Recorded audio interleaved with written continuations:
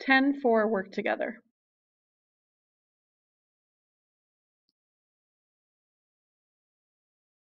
We have 4 steps in total here. Our first step is totaling and improving cash receipts journal. It says transactions of classic appliances for the month of September of the current year have been journalized in the cash receipts journal. Calculate and record the column totals. Enter 0 if the column total is 0. So first we would single line rule for your paper pencil. Then we're going to put in our date. So we're going to use the last day of the month. September is 30 days. So the 30th. We're going to label it as totals, and then we're going to put in our total. Now, general debit and credit, we do want to put zeros in. Okay, so put those zeros in, even though there's no numbers in there. It will mark it wrong if you don't. Next, we're going to add up our accounts receivable credit column. Get out your calculator and add it up.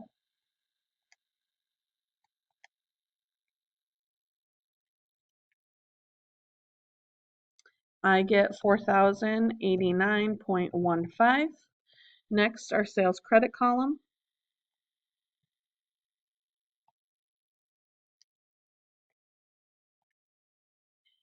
$10,950.75.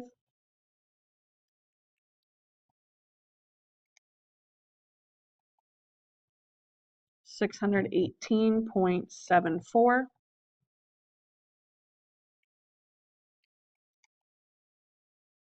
$51.60.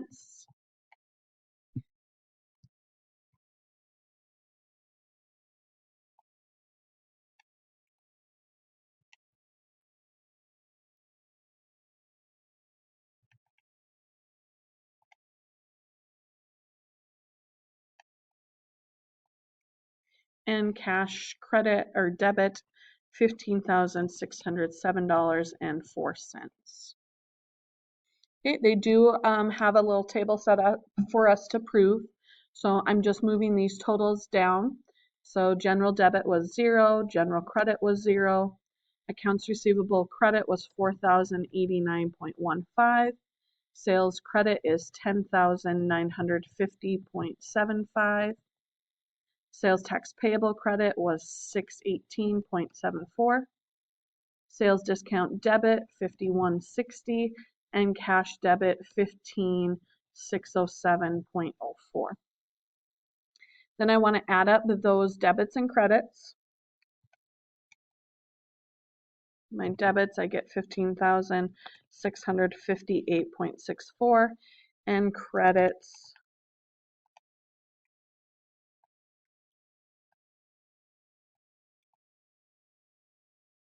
I get 15,658 and 64 cents. So I do see that my debits equal my credits. Next, I'm going to prove cash. The September 1st balance of cash account was $11,486.16. Credit postings to the cash account were $9,484.24. On September 30th, the balance on the next unused check stub was $17,608.96. So I'm going to fill in those numbers to figure out what my cash balance on hand at the end of the month was. So cash on hand at the beginning of the month, they tell us that here, 11,486.16. Then I'm going to look at the total cash that I received during the month. Now, remember, when I receive cash, that is a debit to cash. So I'm actually going to use this number here. My total debit to cash was $15,607.04. I would get that off of my cash receipts journal, cash debit, receiving cash. I'm going to add those two numbers together.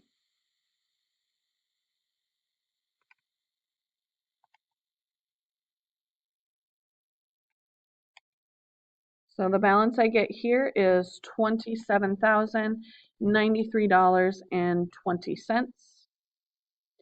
Next, I'm going to look at the total cash that was paid during the month. That is going to be my cash credit. Now, we would look that up if we had our cash payments journal. We don't. They just give us that number. And so that number is this one here, $9,484.24. I'm going to subtract those two numbers. and I get a cash balance then of $17,608.96. I then want to take this number and I want to make sure that it equals the balance on my unused check stub, and I'm going to put that unused check stub number here. Those two numbers are equal, so I have proved my cash. I'm going to grade step 1. Next step. Step number 2 is posting to my accounts receivable ledger. So I'm going to post the transactions of the cash receipts journal to the accounts receivable ledger. I'm going to go each line. So my first line, I'm posting to Lenny Stanford. The date is the 3rd. Post reference, I'm going to use CR for cash receipts journal. Page 9, so 9, CR 9. Then I need to look at my accounts receivable credit. So I'm going to credit that account for $2,189.36. I have a debit and a credit, so I'm going to subtract. Well, that should be easy. I don't know why I'm using my calculator. That's just going to be a zero balance. Lenny has completely paid us off. So I'm going to put that 0 in there. And then account number 110 will go back to my accounts receivable or my cash receipts journal. Next, notice I have a check mark here in my account title, so I have nothing to post. So I do need to put a check mark there. Next line, I'm posting to Venice Cafe. The date is the 8th. I'm on CR9, Cash Receipts Journal, page 9. I'm going to look over here and I have a credit to that account for $390.34. That will bring me down to a 0 balance. And account number 120 goes back to my journal. Next one, I don't have a customer to post to, so again, I'm going to put a check mark. And then my last line, I'm posting to Washington City Schools. The date is the 28th, CR9. And I have a credit of $1509.45, which brings that account to a 0 balance. And account number 130 goes back to the journal. Once that I see my post reference column is completely filled in, that tells me that I'm done posting individually and I can grade step 2.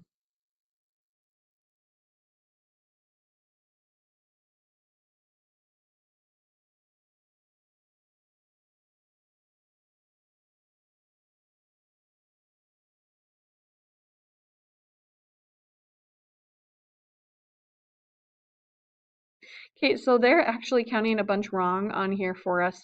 They're showing, notice if we look at the key here, they're showing that we should have that sales posted, but they don't give us our sales journal. So we actually shouldn't have anything posted there because we don't have our sales journal. So we are correct with what we have. So I'm going to go ahead and say next step. So don't worry about that, marking that wrong. Next, we're going to post our totals of our cash receipts journal to the general ledger. So here I'm going to start with my general debit total. I do not post that, so I need to put a check mark. Same thing with my general credit. I need to put a check mark there. Now this one, I'm going to be posting to this accounts receivable, and I'm going to post that as a credit. So I put in the date of the 30th. I'm on CR9. And that is going to be a credit, so $4,089.15. I have a debit and a credit, so I'm going to subtract, and that brings my balance to 0. Remember, I need to put that balance of 0 in both the debit and credit column. And then my account number 1130 goes underneath my accounts receivable. Next, I'm posting to my sales. The date is the 30th, CR9. Going to look at my label. I'm crediting that account for $10,950.75. A credit and a credit means I will add. My new credit balance then should be $196,147.06. Account number 4110 will go back up. Next, I have my sales tax payable. The date is the 30th, CR 9. I'm crediting that account for $618.74. A credit and a credit means I will add.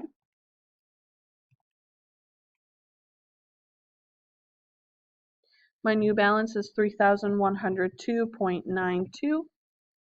Account number 2120 will go back up. Next, I'm going to post to sales discount. The date is the 30th. Post reference is CR9. And that label, I'm debiting this account for $51.60. A debit and a debit, I will add. My new balance is $772.66. Account number 4120 will go back up. And last one, I'm posting to my cash. The date is the 30th, CR9. And I'm going to debit that account for $15,607.04. I have a debit and a debit, so I will add.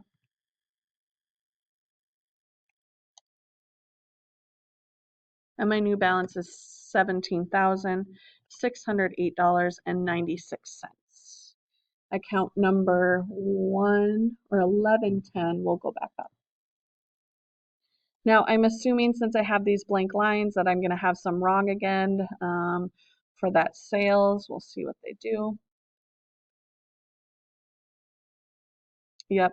So it looks like here again, we are missing our sales. But again, I don't know why they have that in there because we do not have a sales journal posting from there. So don't worry about that. We'll do next step.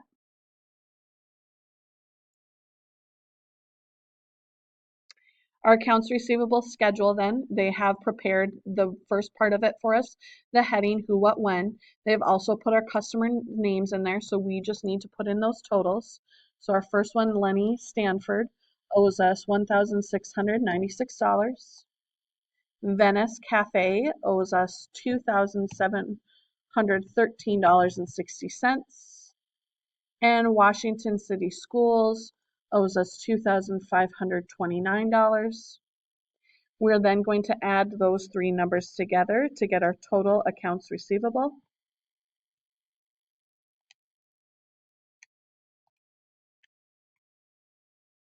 Our total accounts receivable then is $6,938.60. Again, I wish that they would give us our general ledger so we could check that number with our accounts receivable to make sure that that is correct. But I'm going to just go ahead and say grade final step and save and continue. Now, if the on your own marks that wrong again for that sales journal posting when we don't have a sales journal, don't worry about it. As long as you have your cash receipts journal posting correct, you will be fine. Okay. So once you're done with the 10-4 on your own, you are done with the work togethers and on your owns, you can start working on application problems. Make sure that you pay attention to due dates.